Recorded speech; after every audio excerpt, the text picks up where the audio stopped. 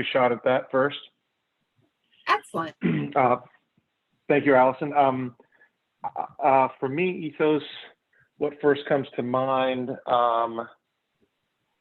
is it is an innovative model already, and it's what we need in terms of regenerative agriculture. But the why for me, beyond that, as far as looking forward, is the potential for ongoing innovation, the marrying of regenerative agriculture with a healthcare project, as the good doctor said many years ago, sitting around a brainstorm session in the farmhouse. This is a healthcare project. I still have the page where I quoted you as saying that, which was perhaps an obvious statement, but it hadn't occurred to me yet up to that point to think about it that way. So anyway, this marrying of regenerative agriculture with a healthcare project project and a healthcare endeavor that, as we all know, is built around plant-based medicine and truly curing people and preventing health issues, is a sort of canvas, I think, for the two things existing together create this incredible potential for ongoing innovation. And I think that technology is potentially a big part of that. I mean, what we're talking about here is technology fundamentally, food and health. We've Ron and Nora and I and others have talked about this many times. I don't know exactly where the right opportunity is to sort of bring that into, especially from a funding standpoint. But I think it's there because the times we live in and the opportunity for data collection and aggregation of data, not just in the sense of bringing greater understanding of soil health and regenerative practices, but how that connects to this phenomenal efficacy of plant-based medicine. In other words, the practices, the agricultural practices, and and being able to measure and understanding what specific practices connect back to increased efficacy in the doctor's office. So that sort of model to me has always been very exciting, potentially. I think it's there. Has Ethos collaborated with the Bionutrient Food Association? I know Rodale, Drew, you guys work with them, right? Yeah, a little bit. Well, go ahead, Ron. So Dan Kittredge stayed here on the farm a few years ago after he gave his keynote address at NOFA, New Jersey. And we met him, we had long discussions. And, in general, we believe that, his ideas are correct, that, which are, we all share in this corner. Rodale shares it, and we share it, that when you grow food, when you grow plants from a living soil and a good soil, the high nutrient and nourishing values will be reflected in that plant when it's given to the person to be eaten, and it will be reflective of the origins from the soil where that food came from. So he is, his special project is developing a meter, a handheld meter, which using infrared light can, without opening a fruit or a vegetable or a piece of food, can actually tell what the phytonutrient capacity is in the supermarket while you are standing there before you choose it. So you can tell, is this carrot sweet? Does it have a good taste? Does it have high levels of nutrients, which would then correspond to the kind of soil it was grown in? I know that I've had this, I'm not a technology expert. I know Dan Kittredge had supporters and detractors. Because I'm not a technology expert, I can't assess how viable his ideas are, and that maybe is where Drew could come in. Yeah, I mean, we've had conversations with Dan too, and now our Association is more just sending samples for the real food campaign.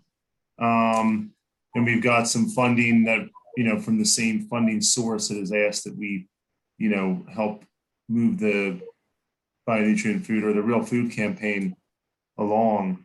I'm not like a detractor of Dan's, nor am I like, I agree with what you said, Ron. We're trying to make that link between soil health and human health. And I think it's not the easiest in the world. I think Dan's also finding the same thing to make the jump from just because it's grown. You can make it's a much easier, clearer path to say if you just eat better, or if you choose vegetables, if I choose Swiss chard over iceberg lettuce, those are a much clearer path. I think we're all trying to do the same thing. If we go after funding, Can you comment? So I'm not a technology person. Can you comment on? I've heard people say that it's not possible to have this technology that he's working on. It just can't exist. And I don't know if that's true or not. Then he says it is possible. Okay, so it sounds like in those sort of matrix of collaborators, competitors, Drew, you see him more on the competitor side. No, that's not true. No, we're going after the same. We're going after the same thing. Okay. I don't agree with that, but okay. I think that it's like anything. I don't think they don't have money to just hand out. They have to get it from somewhere, just like Ethos Farm, just like Rodale does. I think Ben wants to say something about the technology.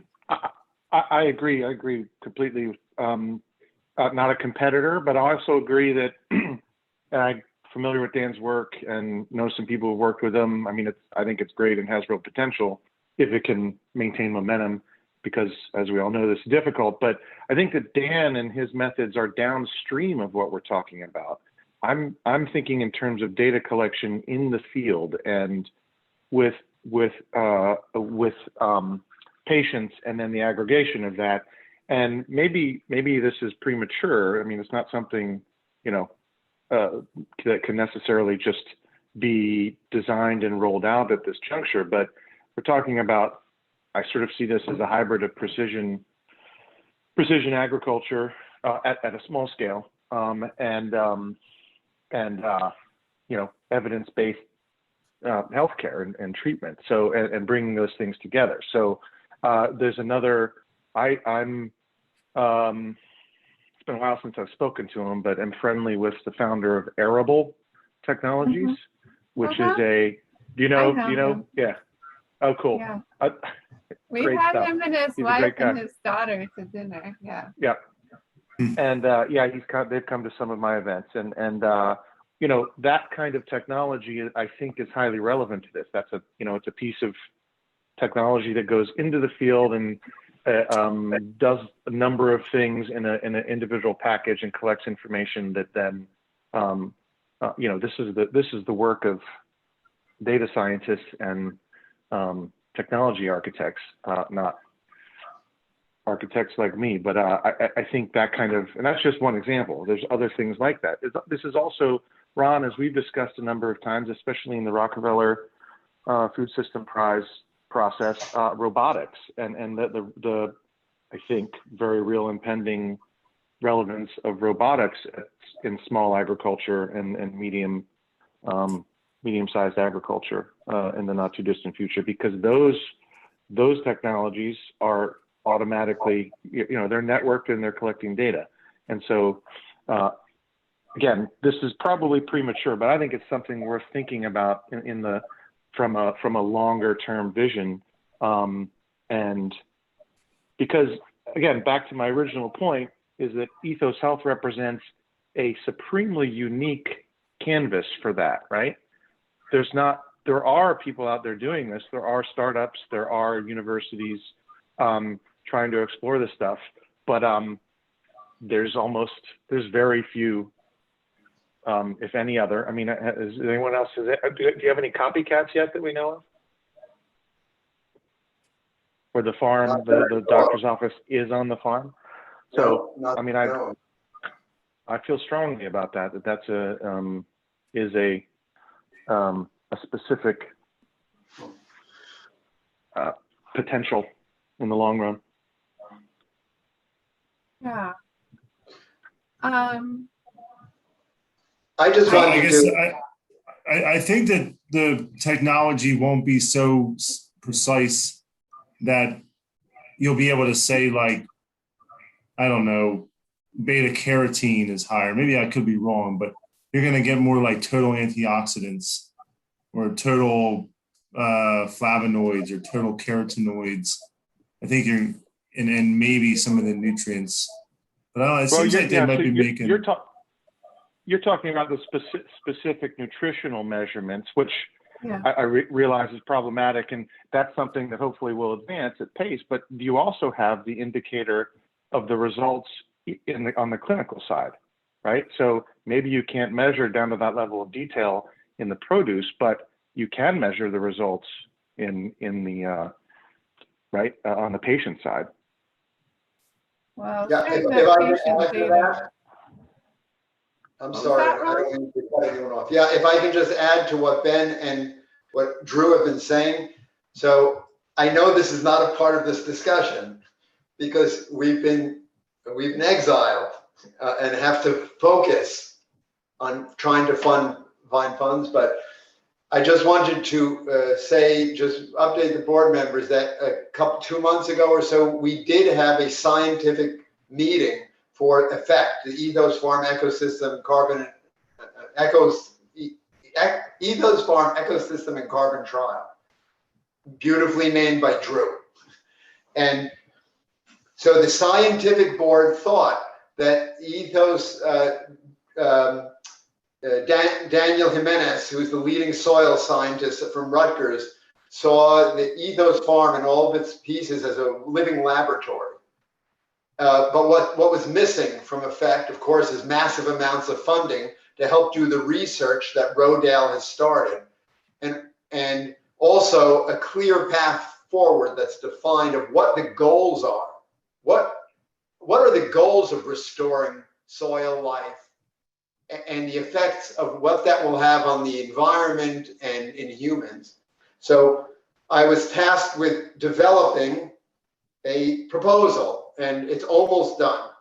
And I just wanted to say, apropos Ben's and Drew's comments, it has become clear to me that the way forward is through the microbiome. Human beings, we come from the soil. It is to connect the living organisms of the soil and to their connections in human beings' health. And I believe that will either directly or indirectly be referenced in the human's gut microbiome, in the colon's microbiome. And I think the goals of the EFFECT, which Daniel Jimenez from Rutgers, who is the main, who would be the fund seeker for funds for the scientific research of restoring the 100 acres of corn, soybean, conventional feed land, he thought that it was promising that we could get funding. And I think that the goal would be to connect the living organisms of the soil to the living organisms in humans' gut, directly and indirectly. And I think that's the way forward. It's measurable. It's measurable. We'll find out how the living organisms of the soil change as we change the land. We'll see which of these microbes are responsible for sequestering carbon long term. We will then grow food in comparison on the unrestored land versus the restored land, see how the organisms get onto the different kinds of food, feed them in controlled ways to different arms of people, and see how their health changes and measure health outcomes. I think And I think that is the goals of the effect. I think that makes, yeah, that did not occur to me that being, again, the low hanging fruit in this idea is that being something that's measurable and so emergent in terms of the science. It makes sense to me that funding would come theoretically, not that it won't require work, but right behind that. So I think that's data. Just for all of us who are not physicians on the call, when I just to emphasize the importance of the human gut microbiome in transforming human health. When I started my path in the plant-based world, and even before that, when my father's story, when he was eating kale and collards and his tumor mass is reduced by 50%, I always thought it was the kale. I thought it was the phytonutrients. There was special things in the kale that were helping to block his cancer cells, shrink his arterial supply to the tumors, do all of these things. And that may be true. And we can find that out. But I really think the science in the current day has moved us to really believe that the kale and all these plants, when grown correctly and well, are just feedstocks for the gut, for a supercharged ecosystem of living organisms in the colon. And then that changes our immune system and kills off the cancer cells and helps to clean up our arteries and do all this. So I think that we should find that connection between the changing of our gut, because it really is the primary motivator of health change that we see when people eat whole plant diets. It's the mover and the shaker, that change in the gut microbiome. Okay. So when you asked about the why, Allison, I guess what I'm wondering there is, you could just ask somebody to change their diet, right? As a doctor, you could just say, I could have a Zoom conference with you and we could talk about how you need to change your diet. And I could probably have you go to lab, or I never meet you and monitor your health, right? But how do we then mend those together and monitor those that actually come to the farm? And, it's the health from not just being eating foods that are grown in a certain way, but actually being engaged on the farm. I'm just wondering if that's what's unique about this project. Yeah, that could be a unique element. I think that the co-location is unique. I think we've talked a lot about, technical solutions and potential, research questions. But I think that the systems piece and the co-location and the community aspect that makes a food system and that creates the enabling conditions for people to choose and enjoy healthier lifestyles and healthier diets. Like that systemic piece is something that there is a lot of interest in right now, and Ethos may be well situated to help advance some of those systemic elements as well. So I'm curious, we haven't heard so these are the sort of three, not initiatives, but pillars that have been discussed. We haven't heard Joan or Dan. I'm curious, which of, when you hear these discussions, what draws you to Ethos? Where do you see this unique value add? And where would you like to see, keeping in mind there is sort of keeping the foundational wheels on the bus is kind of an urgent need, and that's then building upon that. And how do you see those two things sort of coming together? Joan, do you have thoughts? Yeah, when you asked about the why, I guess my feeling is spreading the word, the benefits of plant-based, and how do we get out to more and more people? I know myself when I started, I just, people looked at me like, why are you doing this? This is, insane. And I just feel like I've seen the benefits, and it's just spreading the word and getting out to more people. And I think that helps the cause and also helps bring in donors. So they can see the benefit. It's just, how do you get out there? How do you convince people that this is important to their health? I just feel that that's so important to do that. But I just feel too that there's so many people that are skeptical. It's too hard to do. We've been in this pattern all our lives of eating a certain way and being told, you eat from these food groups, but, it hasn't helped us from a health standpoint. Look at all the don't eat the food groups. Yeah. Cancer rates, heart, we have the evidence for that, but it's just, to me, how do we get out the word, and how do we bring more people along with, this journey? I think for me, that's the why. And setting apart, this is a very unique, marrying food, with the physician aspect of it. I think that's enormous. And it's just, to me, getting more people to see it. I don't know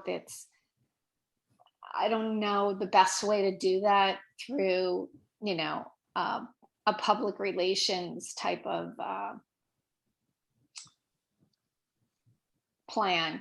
But I just feel like bringing more people along will really help the cause. Yes. And how do you do that effectively and fast? Yes, effectively. And fast, it's just, I feel like things are getting worse and worse instead of going in a good direction. We see these, health statistics, and it's. And adding to Joan's comments there, I think that, one of the things we need to figure out is how to fund Dr. Weiss to do some writing because he does have a unique perspective in the United States. And maybe Colin and Essie can respond to that, but I don't think there are many regenerative organic practicing farmers as well as lifestyle medicine physicians. So his farm to hospital presentation is excellent. And it blew me away from an agriculture background that I have. So I think if we can fund him a sabbatical somehow, so he can really, it's a book kind of, unfortunately, it takes a lot of time to do it, but it creates a foundation. And so that may be something that we may put as a priority if we can find any funding to help support him to do that. And I think to add to that, it's education. I think we need to do a lot of education out there. I just wanted to add something that was, thought that was triggered by Joan and Cameron's comment. So I think another unique aspect from the specific health aspect perspective is that primary care is dying in our society. It is left the office, and no matter how much the government, medical schools, whatever they've tried to do to bolster it, it just has not worked. We have more primary care doctors running for the exits than ever before. And really, you know, I think what's unique about it is it's also a primary care bolstering project. It puts health at the very, primary care is where health starts. Forget about the plants. Forget about, you know, all the specifics that we do. This project is bringing primary care and making it economically sustainable and reducing loss runs so that people can have better health care into the community. It's about building up more primary care doctors. It's about getting them here, training them, and making primary care, giving a rich primary care experience to patients. It just doesn't exist anymore. We spend, and I know this from Essie because I know how he treats the patient, and we stand on his shoulders. You know, I spend an hour with every patient. The average primary care visit is 5 minutes. You just can't help the patient. You can't go through their life. So that is unique. That really sets us apart. We are a new sort of model for primary care. And when you marry that to lifestyle and eating plants, what really primary care is reducing healthcare costs, and it's about prevention. Once you have to go to a cardiologist, it's too late. You have a tertiary problem. If you have to go to an oncologist, you failed the primary care system. If you have to go to a rheumatologist, it's too late. It all starts with building us up in primary care. That's what I wanted to say. Do we need to change the name of primary care? Because people have this, you know, thing in their head of what it is. And it's, you know, what typically it has been. You go to the doctor for 5 minutes. Well, I think maybe the name Ethos maybe tells you that it's different.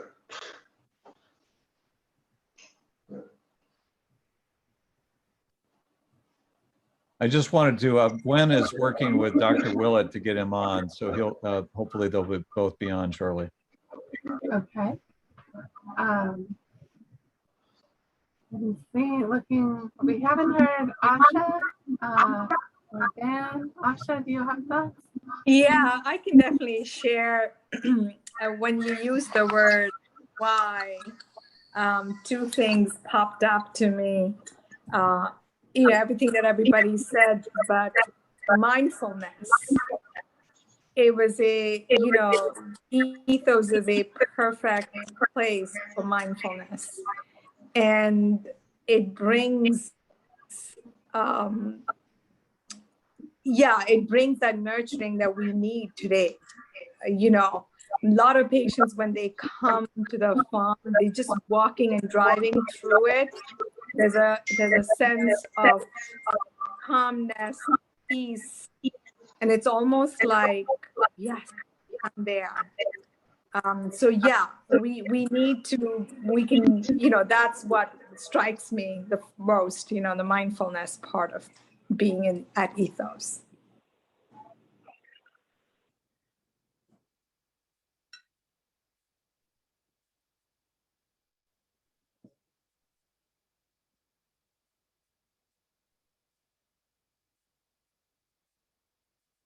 Thank you. That is beautiful and a new dimension that we hadn't yet really captured in this conversation. I do want to be mindful and keep moving through, but I also note I haven't heard from everyone. If anyone, Colin, Dr. Campbell, do you have, I see you're unmuted. Were you looking to add to this phase or shall we move? Yes, I've been enjoying the conversation and the aspirations that so many people have for obviously very good reasons.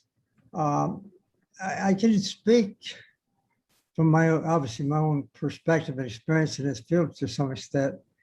And the things that really I find really attractive in terms of trying to condense a very complex discussion with many parts, to create something that would be helpful to Ron, what he's trying to do. And the two thoughts that occurred to me, I mean, having been in biochemistry all these years and looking inside the cells and, trying to figure how food works in the body, that's where I get inspired and have been from the beginning. The concept of nutrition, which is just basically an expression, is a biological expression of food. And that's where I learned my lessons, even though I grew up on a farm milking cows. On the one hand, what I learned, in fact, was in contrast to what I thought I knew. So I recognized the complexity, just simply looking at a cell. And we have a few trillion cells. Every single one is like a universe. It's infinitely complex. And too often we get caught in talking about the details of this cell, Yes. this nutrient, that event, specific disease, and so forth, so on, when in reality, the effect of food on human health is so broad, and we also know it's so profound. And incidentally, it's not just about prevention of disease. I want to refer to my friend, Dr. Esselstyn, and others who in the clinic were really showing quite clearly that aside from prevention, which is it's an idea that people tend to push off into the future, especially young people. If you start talking about eat this way, you might not get such and such a disease in the future, it's easy almost to dismiss that. When in reality, it seems like to me the main message is talking about this same protocol, the same dietary protocol that actually prevents disease is the one that actually reverses disease in many cases. It restores health. Of course, Dr. Esselstyn and Dr. Ornish and Dr. McDougall and some of them showed, some time ago now, how easy it is to take a sick person, a person diagnosed with something, and turn around and give them this kind of food and restore their health. So I would look, I'm thinking about message it. And I think one of the really key elements of messaging has been overlooked, and we need to use that word more, is treatment. Now obviously, from our perspective, we're beginning to encroach on the territory of the practice of medicine, in a sense, because the practice of medicine, as I see it from the outside, actually, is that we rely on treatment. That's what inspires people. They get sick, they want to get well. And when they tend to think, we all tend to think that the best way to get well is we'll find a pill someplace. That's really not the way it is. This kind of food actually can restore health. And once we get into the question concerning nutrition, I'd say admitting the complexity. On the other hand, there's two very simple messages. One is that eat plants. Well, so Ron has done that. He's not raising animals, to my knowledge, on the farm. Focus on plants. The other one I find really attractive is the idea that it's the whole food, is not the individual nutrients that we can find in supplements and so forth and so on. And so I'm probably going over some territory here that most of you obviously already know. But I would just like to draw our attention to, first off, admitting the complexity of biology and the system within which we work, but at the same time search for sort of overview ideas, and that's this concept of holism, which we've been focused on from the beginning as a societal level, as a food production level, whether it's in clinic or the farm or whatever. All this stuff hangs together. It all hangs together. And so I don't know, and Ron, your effort, to advance this cause is really quite unique, and you're really to be applauded for that. Going back to the question concerning food production and getting agriculture to understand that that they're all connected. They're all connected, and they come all the way back to the clinic. of course, these ideas. But So can if I can, if for those of you who are not aware of one of Dr. Campbell's great contributions to the field of nutrition and health is the idea of the symphony. Now, I'm a musician. It is the symphony and the interconnectedness of nutrition. It's not nutrient based. It's not how much protein you're getting. It's not how much calcium is in the food. It's just all the connections. And I think that's where Ethos, that's why he's one of us, because we take our universal view of the connections of a system that he inspired us with regarding nutrition and apply it to an entire food system. And I think, I don't know if people know that, but I look at you, Dr. Campbell, as being, that's very moving to me, that philosophy that you articulated meant so many times in the past. It's that symphony and connected whole of nutrition, and that is part of the whole of this food system. I want to throw the ball back to you, Ron, on that particular point. As you know, when I talk about holism and trying to describe it, in a way that might be attractive to some people, I like to say it's a symphony. And many of you, I think probably most of you know, Ron's a fantastic pianist. He's an incredible pianist. And so I think that your background in music, just a really innate ability to know how to make those sounds come out. We're talking about a symphony here. So somehow, if you can record maybe a really attractive kind of video or CD or something like that, where you're playing music in the background, say, here's where it is, folks. To get the beauty of the whole system. It's an illustration of what we're talking about here, really, is the way you play the piano. You need to play it more. So, thank you, my friend. Thank you. Oh, Colin, I certainly appreciate your thoughts as always, S here. Nice to see your smiling face. And it was fascinating to me when I got involved with nutrition and what was going on, kind of an unusual background of general surgeon getting interested in nutrition halfway through my career. But, there's something that's very vivid and very, I guess I'm very apologetic for the medical community because we have known, what an embarrassment this is. We have known as a profession, for 90 or 100 years, we have been fully aware that there are multiple cultures on the planet Earth where cardiovascular disease is virtually non-existent. And if you were to take your cardiac surgery shingle and hang it out in Okinawa, rural China, Central Africa, the Papua Highlands, the Tarahumara in northern Mexico, forget it. You better plan on selling pencils.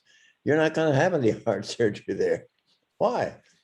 They all thrive on whole food, plant-based nutrition. So with a general surgeon with a minimum of planning, it just seemed to me that it was pretty obvious that if we could get these patients who were sick with heart disease to simply eliminate those processed foods and the animal foods and meat and dairy, and especially get rid of processed oils, maybe they'd have a chance.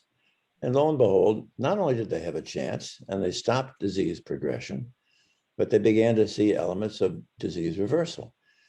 Now the thing with this gets kind of interesting is, what do you suppose all the soil components were in Okinawa, rural China, Central Africa, the Papua Highlands, and the Tarahumara?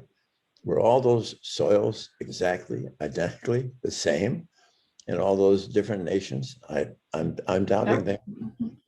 But we did find out that really, again, it was fascinating to see that whether the soil in Cleveland was not where these patients were coming from, but as soon as we got them to eat properly, no matter what part of the United States they were, or for Canada, or even overseas, they could actually halt and reverse their disease. Now, it may very well be that if we really get down into the micronutrients and the fine point of all these plant-based foods, we'll find that some of them can accelerate this faster. That would be rather fascinating to see.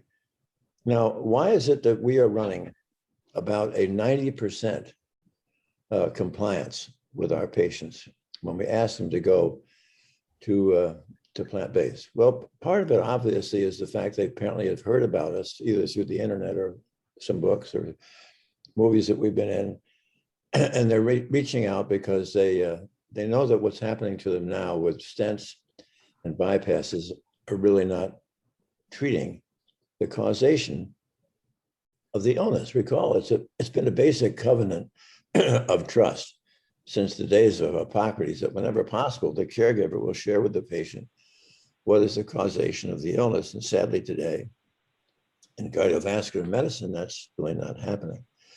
Well, I don't want to take up any more time than to simply say I think we're on the right track here. I'm basically pretty optimistic, however. As a matter of fact, I'm very optimistic because here I am 20 years since I retired from surgery. And I really see what's in front of us as a seismic revolution in health. And the seismic revolution in health is never going to come about with the invention of another pill, drug, stents, or bypasses. The revolution really is going to happen. The seismic revolution will occur when we in the profession have the will and the grit and determination to share with the public what is the lifestyle, and most specifically, what is the nutritional literacy that will empower them to absolutely annihilate chronic disease. Thank you. Thank you. All right, well, I am going to move us through a few here. So I think we had a very nice discussion. We sort of started more on the regenerative ag side, and but really, I think this lifestyle medicine, health, and chronic disease reversal, those are the cornerstones that are supported by the farm, and it's more sort of bigger than regenerative agriculture.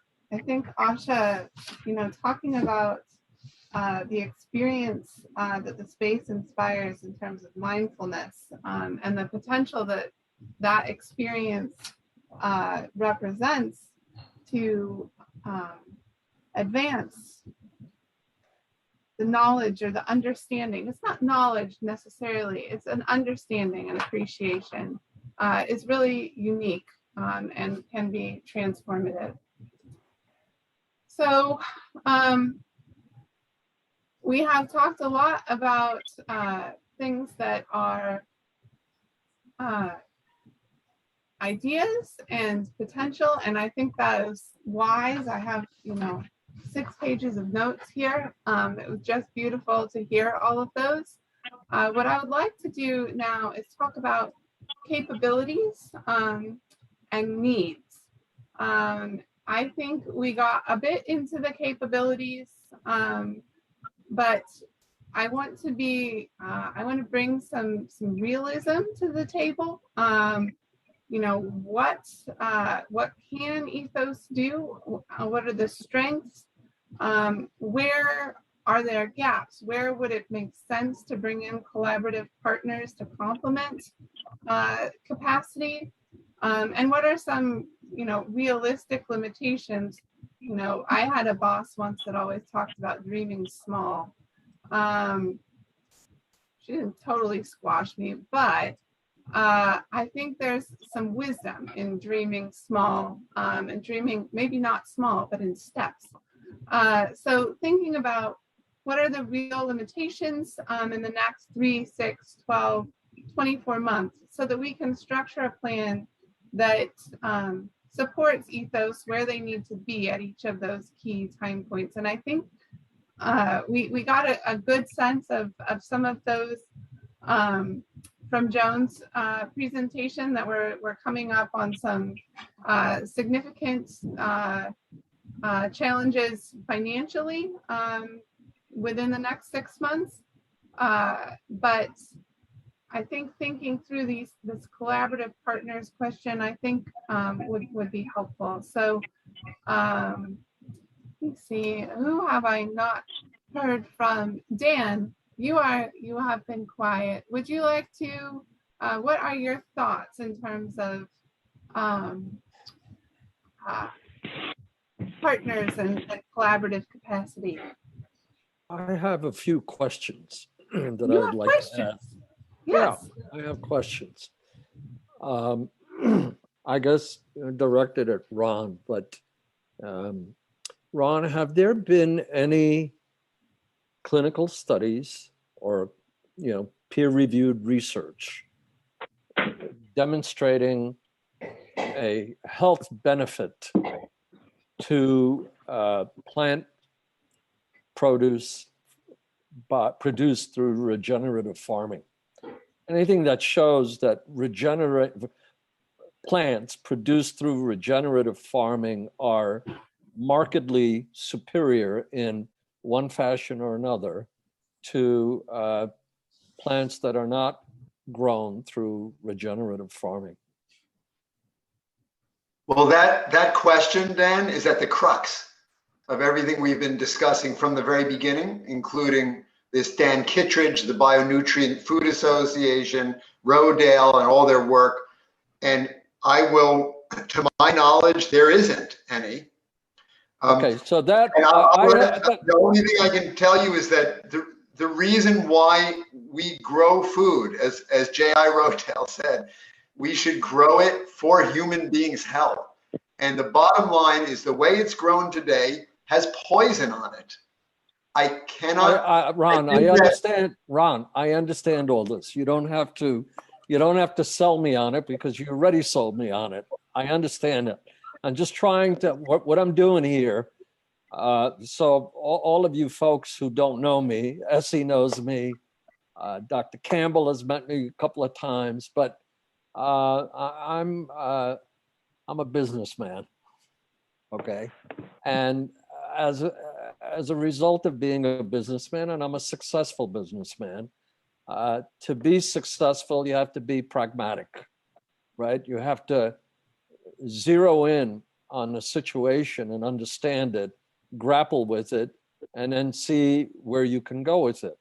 And throughout this conversation, while we can all agree that regenerative farming has a lot of pluses to it, what we're hearing is that there's no science yet that says that. That is a big problem. I mean, if you read the China study, right? If you read Prevent and Reverse Heart Disease by Dr. Esselstyn, if you read any books that are out there, Eat to Live by Joel Fuhrman, Dr. Barnard's books, on and on and on, there is science that is presented there. Imagine if you went out today and you started to tell people that if you converted to a whole food plant-based diet, you're going to be a lot healthier, you won't get sick. If you have a chronic disease, you'll be able to reverse it. Imagine you went out there to tell people this and you had no science to back you up. How far would you get? We have science. For regenerative farming? Oh, I'm sorry, yeah. That's my point. One of the problems. Well, there is some science. The science you asked me for is not here, and I think that's what makes us unique. We are at this intersection where we could design things to bring forth the science, to make the hypotheses to see if they are real. For example, I can tell you they're precursors. There is some precursor research to what you are saying. For example, there's a lot of emerging research now that points to fungicides and other pesticides as themselves being responsible for diabetes, for destruction of pancreatic islet cells, and for raising insulin resistance. This is under investigation, and it appears to be fairly apparent. So if I'm giving a diabetic who has five, I'm reversing their diabetes, right? Because they've had diabetes and they've agreed to only eat plants, but I'm giving them plants that have the fungicides on it and the biocides, and they already have their pancreatic islet cell population is teetering as it is. The poisons that they're eating with their whole plant foods may never allow them to recover and become non-diabetic eventually. Wouldn't I reach the same place with organic produce? Well, are you asking me what is the difference between regenerative and organic produce? Yeah.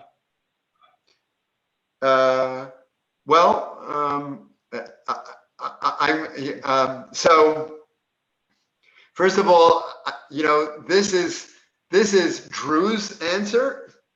I'll just answer it in one sentence, and then Drew can, please, if you can opine. The bottom line is Rodale established what were to be the basis for organic. It is their term, and regenerative is their term. And then the system and certification of organic was sort of corrupted by our federal government. And so it does allow broad spectrum pesticides to be used. Organic certification does allow plants to be grown in massive warehouses without soil, which is where nutrition comes from originally. And quite frankly, I think with the fires that are going on in California, destroying our food basket, and hurricanes in California, in the next 20 years, 30 years, most of our food will end up being grown in warehouses in Patterson and Kearney. But Drew? So the short answer, Dan, is that there's not enough data. There's some data, and like you were asking that question about organic, I think, that the organic label sets up the comparison, right? Because you could grab organic food off the shelf, and you could grab non-organic or conventional food. So it starts to, whether we know what regenerative is, organic versus conventional allows a comparison that has been made.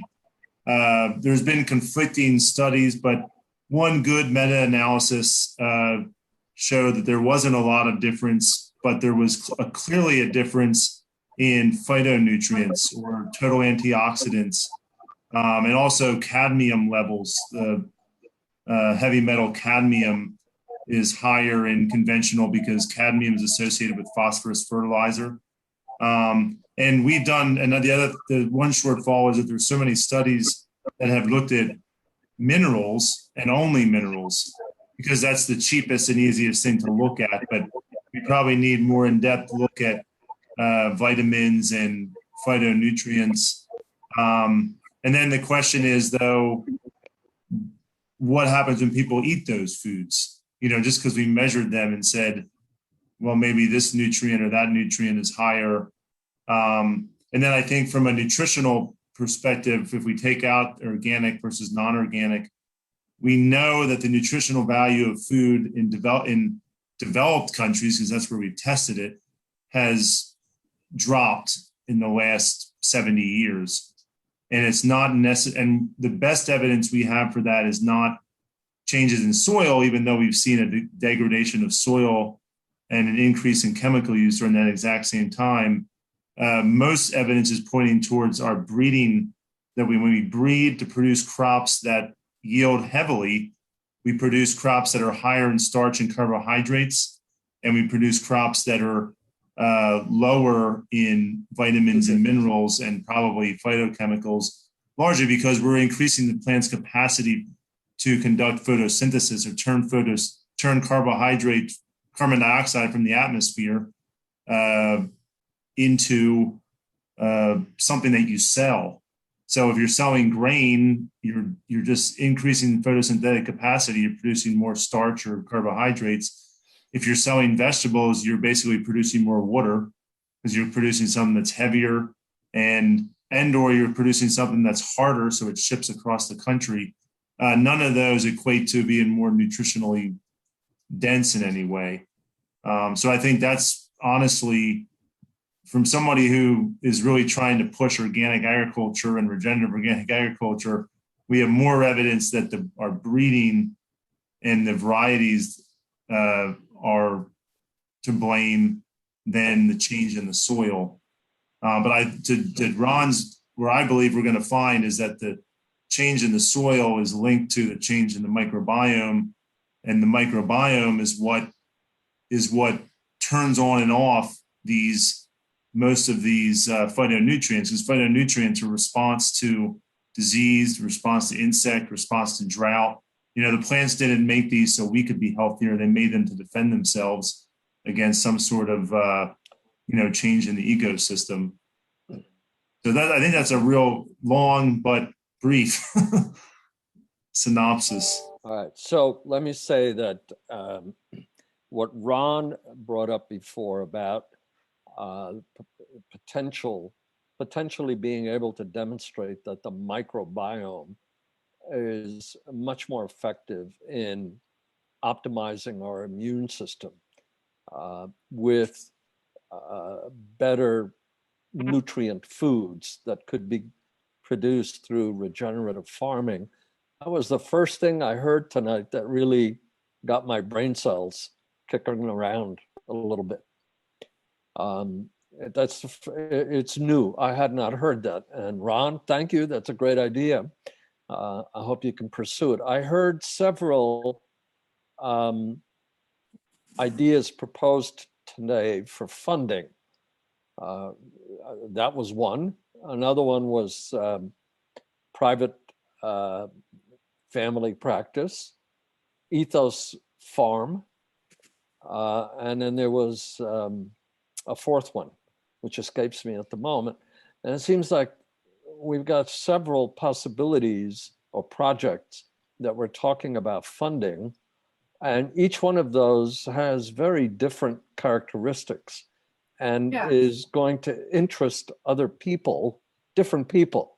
Person who's interested in regenerative farming probably is not going to be interested, not likely to be interested in family practice, bringing back private practice.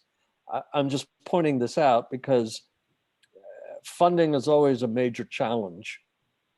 I've been on the board of national charities as well as local ones, and funding for nonprofits is always pretty much the primary challenge.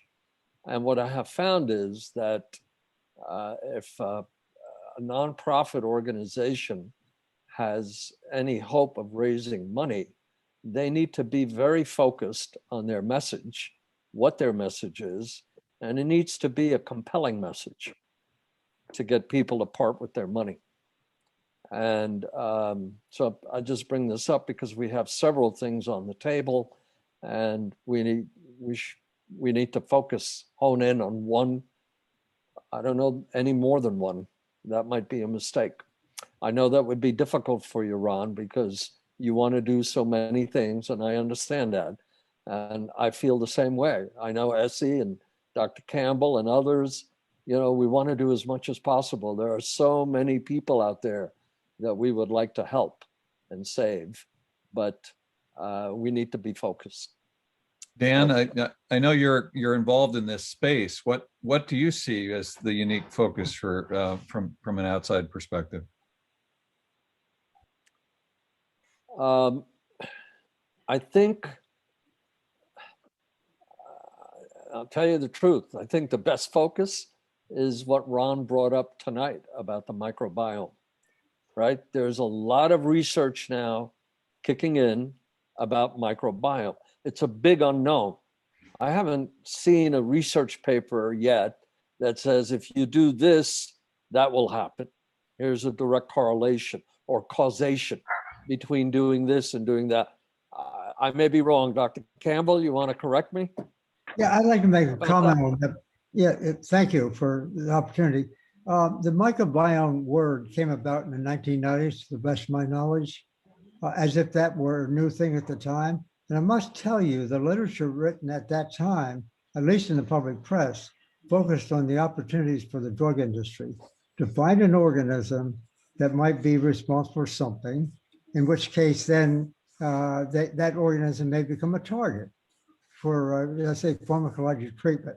I just want to remind people there is a little bit of a dark side to this whole idea of microbiome.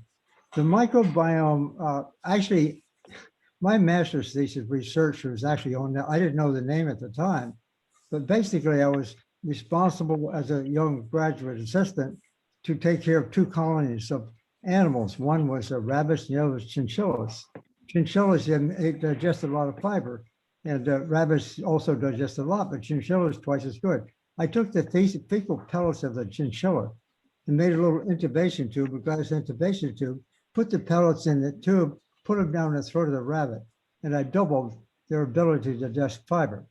Later on, when I was involved, this was late 60s and 70s, with a group of researchers at that time, who established, to my knowledge, the single most important effector of microbiome activity, biological activity, namely this: eating animal food creates a population of organisms in the gut that they tend to be anaerobic, if you folks know what that is. They operate in the absence of oxygen, if you will. The animal food created a greater population of anaerobes, which actually then turn around, metabolize certain compounds like bile acids into products that turn out to be somewhat carcinogenic. But just simply choosing to eat plants, not animals, that is, I think still today, is easily the biggest factor in changing the population of the microbiome. We talk a lot about some of the detailed findings from the microbiome involving this chemical, that chemical, this nutrient, that kind of thing. And there's certainly some activity there. There's no question about that. But the big thing, the big ticket item is actually just working with plants alone. That creates the healthiest microbiome.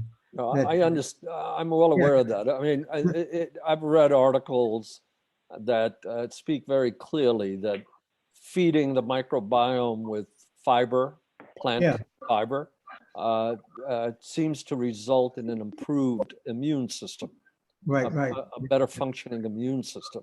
And that's what I was attributing to, or referring to.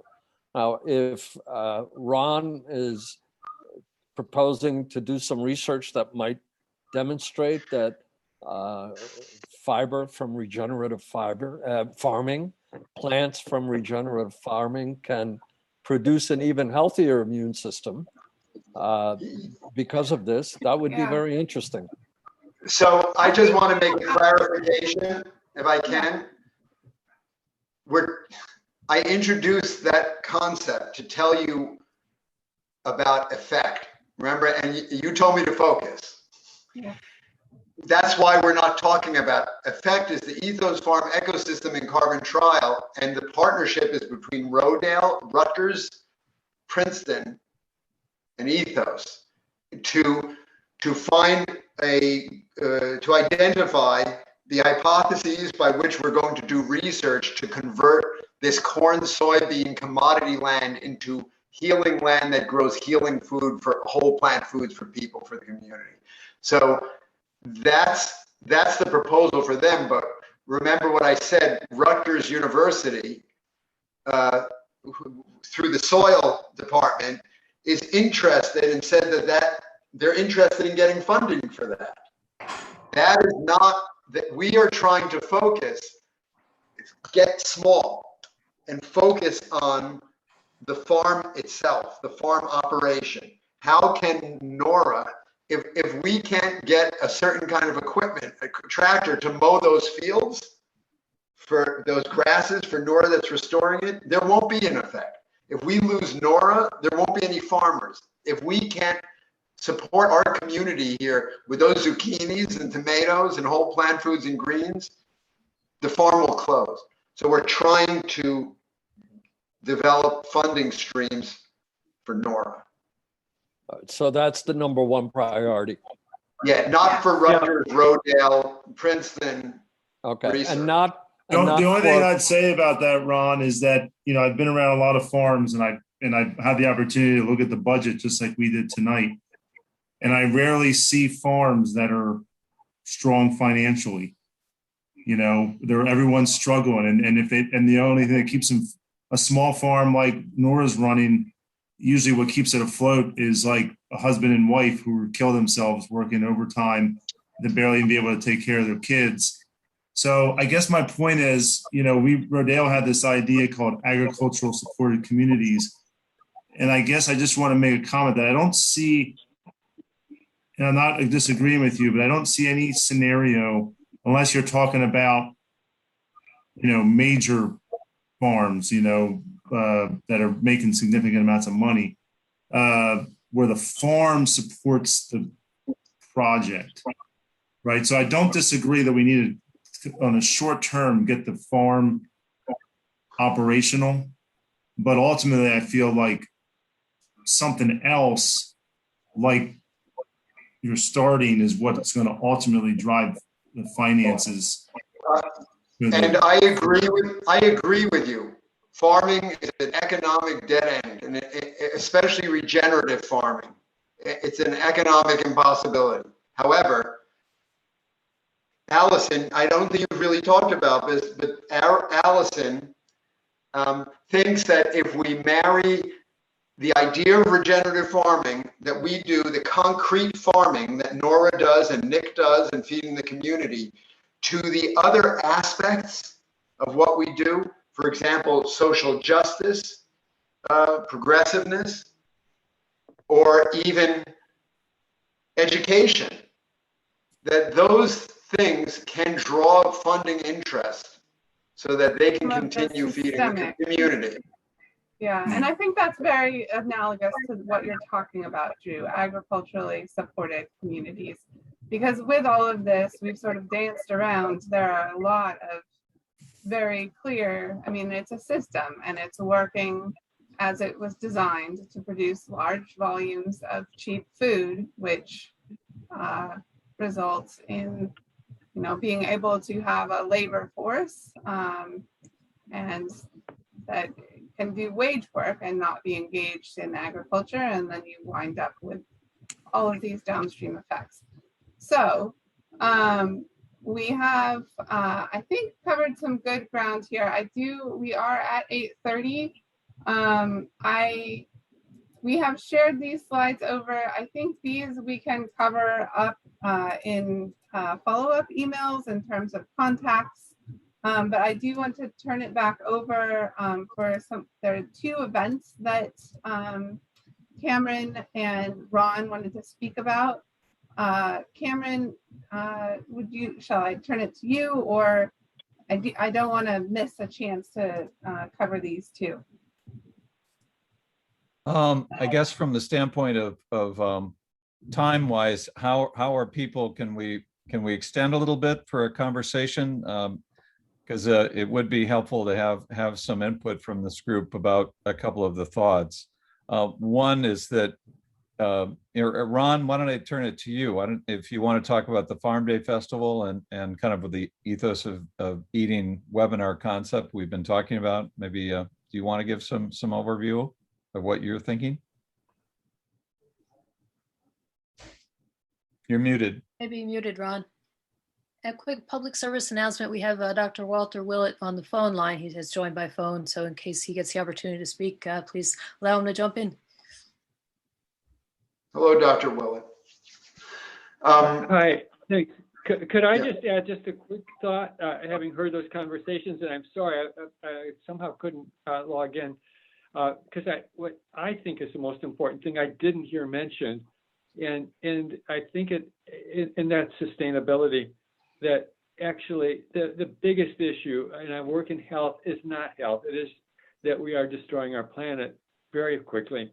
And we are on a road that our grandchildren are going to suffer enormously from. And I think there's a rapidly increasing recognition that this is a really existential issue And frankly, we could make people live a few years longer. That will pale into insignificance if we can't really create a sustainable environment and planet. And there's, I think, suddenly more funding in that area. So and in terms of the effect of regenerative agriculture and organic food and produce on health, I remain pretty skeptical about that. I'm open to being disproven, but I think the effects are going to be pretty small and marginal and hard to demonstrate. It goes back to Dan's question. We don't have a trial, and it's going to be very, very hard to actually do such a trial. And I'm also skeptical, like Colin is, about the role of the microbiome here. It's important to be sure, and we're studying that a lot, but to a large extent, it may be a mediator of what we eat, and that's really what we can control. But having said that, I think there is a real place for funding under the umbrella of healthy and sustainable, and that's what you're really trying to do. And to me, that is potentially a very big hook. You have to find the right people, but I mean, I think there are individuals who will pay extra for that, just like a lot of people are signing on for green energy. We pay more for our electric bills, but we know that it will help build the infrastructure for sustainable energy. And other people are willing to pay more to know that their food is being produced in a sustainable way that is also, by the way, healthy for them. So anyway, that's my quick 2 cents. Thank you so much, Dr. Willett. Yes, I just wanted to ask you, if I can ask you a follow-up question regarding the nature of, I agree with you. You know, I was an ER doctor for 7 years, and you know, I was the sole ER doctor in a 28,000 visit emergency room. And when a gunshot wound or someone who wasn't breathing and someone who was bleeding to death came in the same time, you have to pick the one who's the triage emergency. And I believe that, you know, everything we've been talking about reversing coronary artery disease, reversing diabetes, that's not the triage emergency anymore. Our Earth.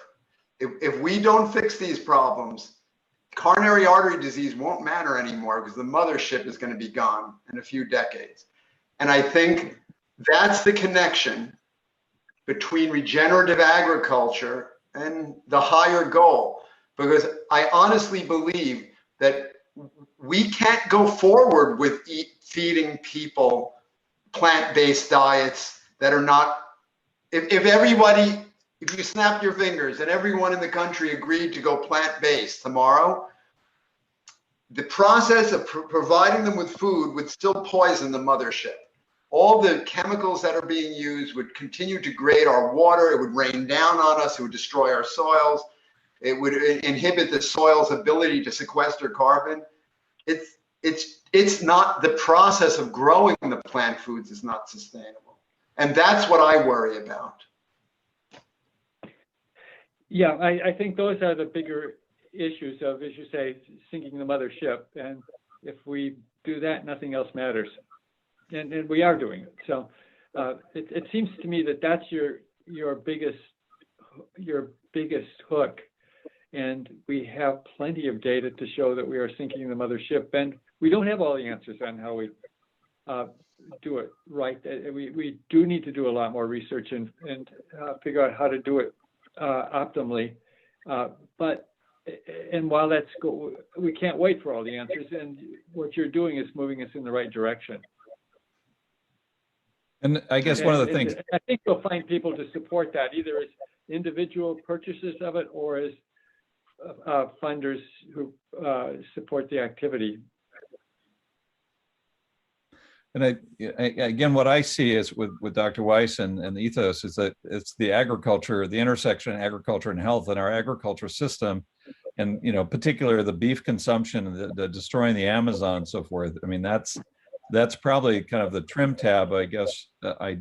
Somehow, how can we play a role in helping to raise consciousness for a shift in agriculture? Well, I'm glad you brought that up, Cameron, because that's the Ethos Farm Day Festival. Maybe that's how we can play the role. So, Yeah.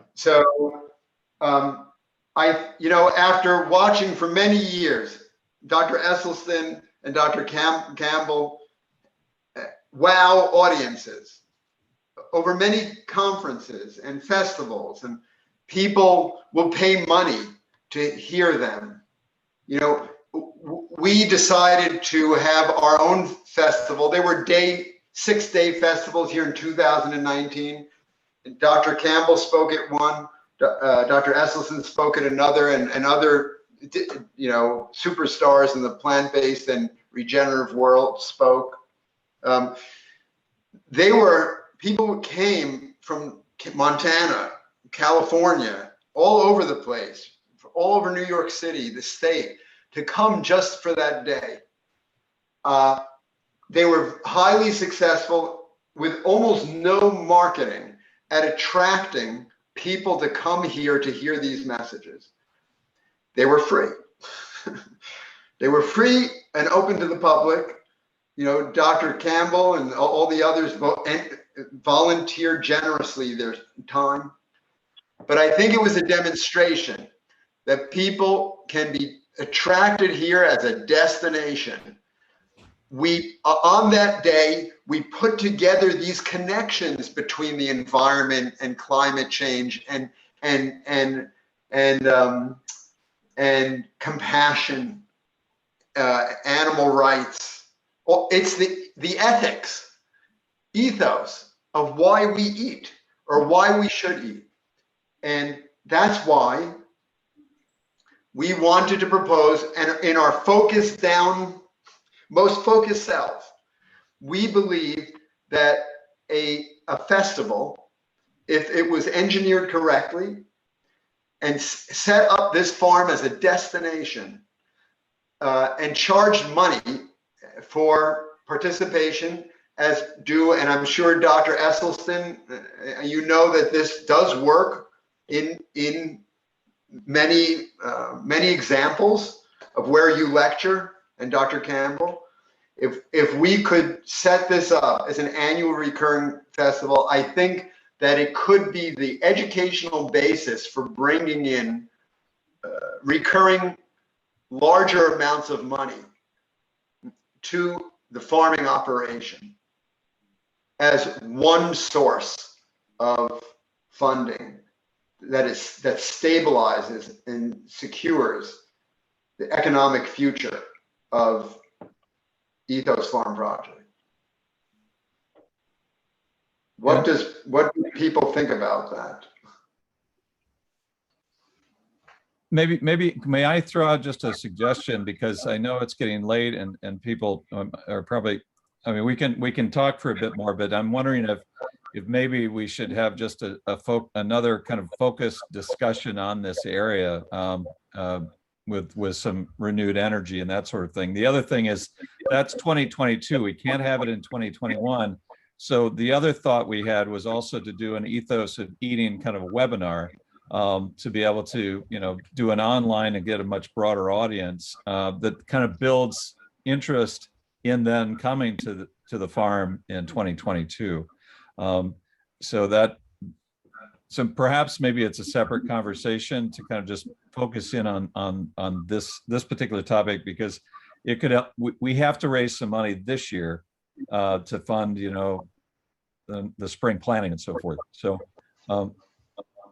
put that out there, or if people want to make comments now, but I just want to be conscious of time and everybody's energy level. Thank you, Cameron.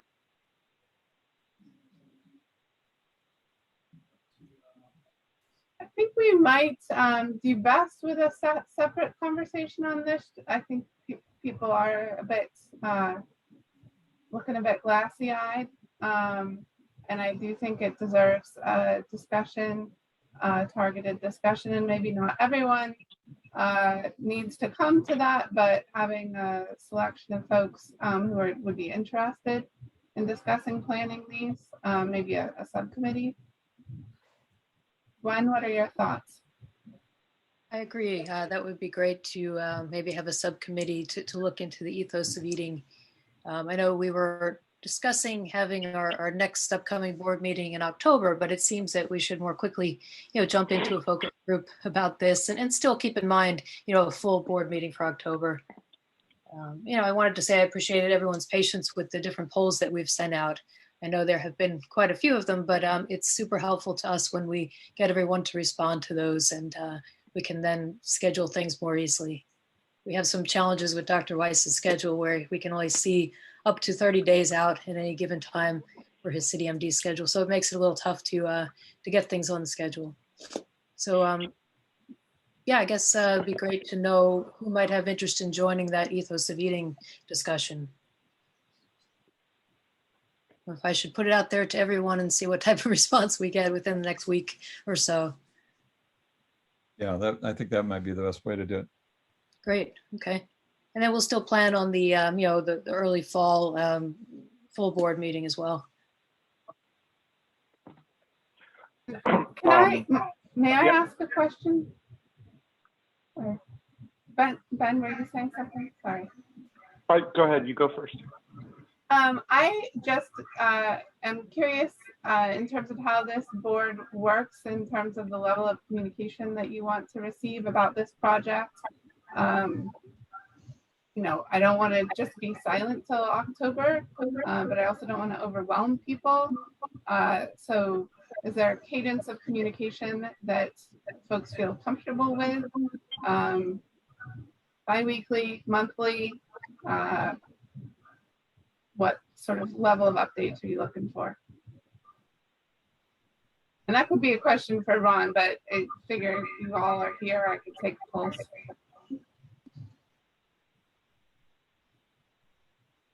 If you're asking me, Allison, I think we need we need the level of communication necessary to move forward with alacrity. Okay. All right. So that we can ensure, economic viability. Yep. So y'all will be hearing from me. And I would appreciate input. If you have thoughts you want to send me, I will make sure that in the follow-ups with Gwen, we'll coordinate so that you know how to get a hold of me, and then expect to see draft documents as we develop them. So Ron, do you have any closing comments? Yes, just one comment about board diversity I'd like to make. I've spent my life as a physician treating underserved communities. People may see me here in the middle of a farm in this rich countryside, in where a lot of people with money, and now maybe being an elitist as a doctor. But I think we're at the very beginning. It's the only way we can start. And I think that the idea of what we do should be equitable to all people. I think it aligns with what New Jersey is and aspires to be, our state and our nation. New Jersey, the Garden State, is one of the most diverse states in the nation. We have more kinds of people here from different places than almost any other state. I think we're number 2, maybe, or 3. And that includes New York City with with its polyglot population. So that having been said, we are looking to increase board diversity to reflect our mission and our ideas of how we want to serve humanity. So if any of you have any suggestions of wonderful or excellent candidates that you think would align and be passionate about what we are doing and want to help us, we would be more than welcome to, receive your suggestions.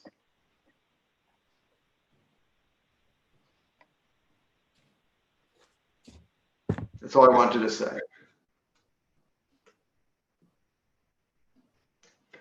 Super. So I think that we'll get out to, we'll send a note out regarding kind of the ethos of eating, and seek people that want to participate, and then, and as well as any good suggestions for board candidates to forward them to Ron would be very welcome.